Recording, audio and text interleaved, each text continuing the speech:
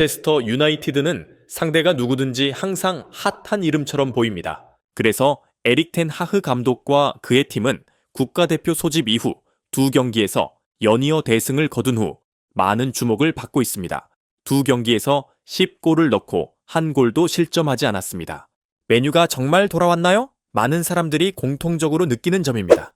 그러나 우리가 알고 있던 레드 데블스는 확실히 돌아왔습니다. 맨체스터 유나이티드는 2024에서 2025 시즌 초반 3경기에서 단 3점만 획득하며 어려운 시기를 보냈습니다.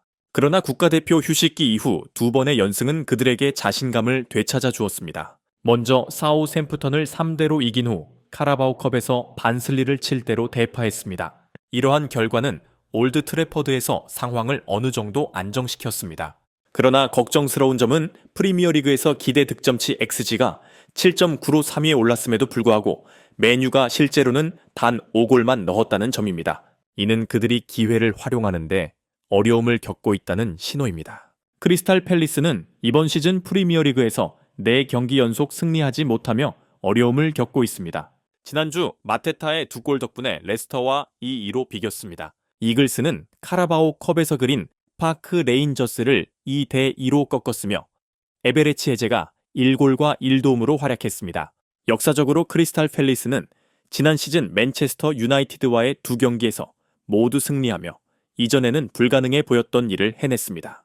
이는 그들의 역사상 처음으로 맨유를 연속 2번 이긴 것입니다. 그러나 맨유는 세러스트 파크에서 13경기 연속 무패 기록을 세웠었지만 최근 3번의 원정 중 2번에서 패배했습니다. 맨체스터 유나이티드는 세러스트 파크에서 크리스탈 팰리스와의 경기에서 많은 기대를 걸고 있지만 작년 5월에 0-4로 패배한 충격도 여전히 남아 있습니다. 그 패배는 큰 충격일 뿐만 아니라 에릭 텐 하흐의 팀이 여러 번 스스로를 되돌아보게 했습니다.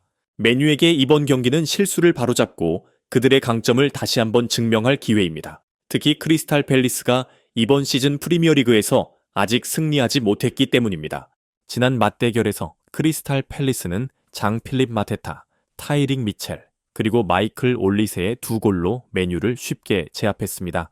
올리버 글라스너 감독은 프리미어리그 역사상 맨유와의 첫 2경기에서 모두 승리한 9번째 감독이 될 기회를 맞이하고 있습니다. 이번 경기에 크리스탈 팰리스는 여전히 무릎 부상을 당한 차디 리아드 없이 경기를 치러야 합니다. 또한 올리버 글라스너 감독은 셰익 두쿠레가 발가락건 부상으로 몇 주간 경기에 나설 수 없다고 확인했습니다.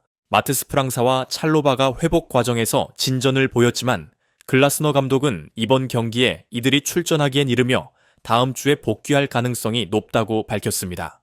크리스탈 팰리스의 선발 라인업에서 볼프스부르크 출신의 신입 선수 막상스 라크루아는 지난 2경기에서 출전한 후 주장 마크 게이와 함께 수비를 맡게 됩니다. 크리스 리차즈가 3번째 센터백으로 출전하여 팀의 견고한 수비를 구축할 예정입니다. 미드필더에서는 아담 웹스터가 제퍼슨 레르마를 대신하여 선발 출전하며 가마다 다이치와 함께 호흡을 맞출 것입니다. 크리스탈 팰리스의 공격진은 여전히 에베레치 에제, 에디 은케티아, 그리고 장 필립 마테타의 조합에 의존하고 있습니다. 맨체스터 유나이티드에서는 빅토르 린델로프, 티렐 말라시아, 루크쇼, 그리고 레니 요로가 여전히 부상으로 복귀하지 못하면서 부상 문제가 여전히 큰 걱정거리입니다. 하지만 라스무스 헤일룬드와 메이슨 마운트가 훈련에 복귀한 것은 좋은 소식입니다. 에릭 텐 하흐 감독은 그들이 출전할 수 있을 만큼 컨디션이 괜찮은지 여부를 경기 직전 최종 결정할 예정입니다. 주중 경기에서 8명의 선수를 교체한 후 텐 하흐 감독은 사우샘프턴전에서의 승리와 유사한 라인업으로 돌아갈 것입니다. 안드레 오나나, 마티아스 데 리흐트, 리산드로 마르티네스, 누사이르 마즈라위, 코비 마이누, 브루노 페르난데스, 그리고 조슈아 지크지와 같은 주전 선수들이 모두 선발 라인업에 포함되었습니다. 가장 큰 놀라움은 마누엘 우가르테가 계속 벤치에 남아 현재 좋은 폼을 유지하고 있는 크리스티안 에릭센에게 자리를 내준 것입니다.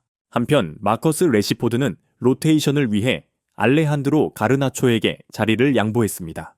경기 시작과 함께 맨체스터 유나이티드는 압도적인 경기를 펼쳤고 초반부터 경기의 흐름을 장악하며 많은 위협적인 기회를 만들어냈습니다. 첫 번째 눈에 띄는 기회는 조슈아 지르크지와 알레한드로 가르나초의 연계 플레이에서 나왔습니다.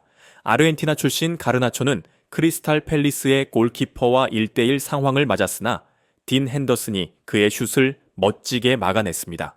맨유는 계속해서 압박을 강화했고 몇 분 후 마티아스 데 리흐트가 프리킥 상황에서 근거리 헤더를 시도하며 거의 선제골을 기록할 뻔했습니다. 하지만 딘 핸더슨이 또다시 발로 놀라운 선방을 보여주면서 득점 기회를 놓쳤습니다. 이런 상황들은 맨유가 전반전 동안 기회를 살리지 못한 것에 대한 아쉬움을 남겼습니다. 맨유가 점유율을 장악하고 많은 기회를 만들어냈지만 크리스탈 팰리스는 쉽게 무너질 팀이 아님을 증명했습니다.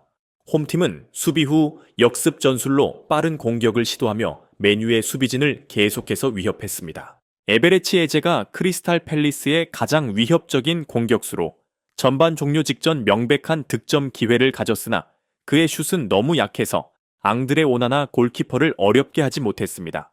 올리버 글라스너 감독은 전반전 경기력에 만족하지 못해 후반 시작과 동시에 이스마일라 사르와 제퍼슨 레르마를 투입하며 공격력을 강화하기로 결정했습니다. 사르는 빠르게 자신의 가치를 증명하며 에제와 연계 플레이를 펼쳤지만 에제의 슛은 맨유 수비진에 막혔습니다. 크리스탈 팰리스가 후반 초반 몇 분간 좋은 흐름을 보였으나 맨유는 빠르게 경기 주도권을 되찾았습니다.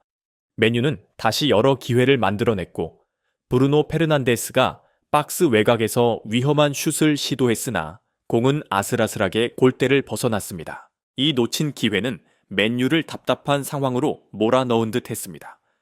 에릭 텐 하흐 감독은 이후 마커스 레시포드를 투입하며 그가 앞선 두 경기에서 기록한 3골의 연장선에서 득점을 기대했습니다. 그러나 레시포드의 등장에도 불구하고 맨유는 긍정적인 변화를 보이지 못했습니다.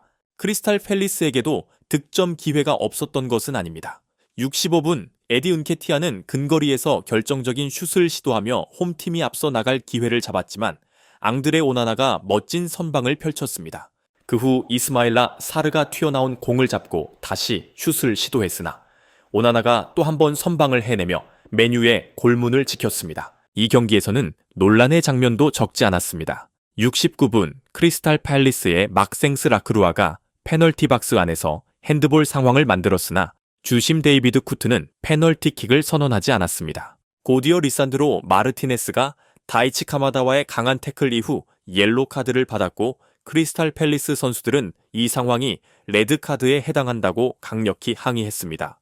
시간이 막바지로 흐르면서 양팀 모두 결승골을 넣지 못했습니다. 막생스 라크루아는 추가 시간에 파울로 인해 옐로 카드를 받았고 고디어 주심 데이비드 쿠트가 경기 종료 휘슬을 불었습니다.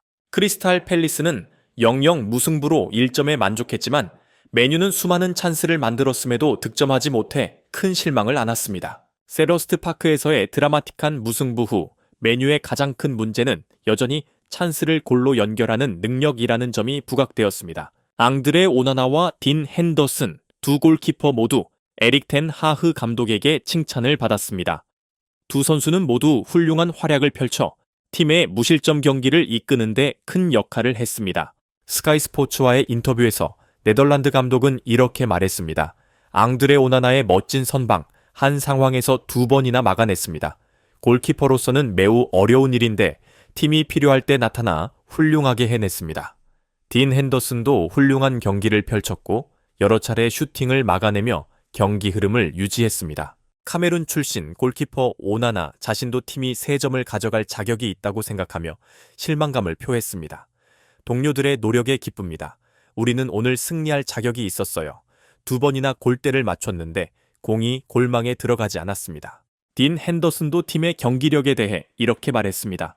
이 경기는 양면이 있었습니다. 우리는 승리를 목표로 공격적인 계획을 세웠지만 맨체스터 유나이티드가 전반전에 매우 잘했습니다. 후반전에는 감독님의 요청으로 더 과감한 경기를 펼쳤습니다. 개선된 부분이 있었지만 여전히 해야 할 일이 많습니다. 이 0-0 무승부는 맨체스터 유나이티드에게 분명히 퇴보된 결과로 특히 이전의 긍정적인 결과들 이후 더 그렇습니다. 경기 대부분을 주도하고 많은 기회를 만들었음에도 불구하고 마무리 능력을 개선하지 못한 대가를 치렀습니다. 이번 결과는 에릭 텐 하흐 감독과 선수들에게 남아있는 문제들에 대한 경고입니다. 기회 창출 능력을 빠르게 개선하지 않으면 메뉴는 프리미어리그 경쟁에서 좋은 위치를 유지하기 어려울 것입니다.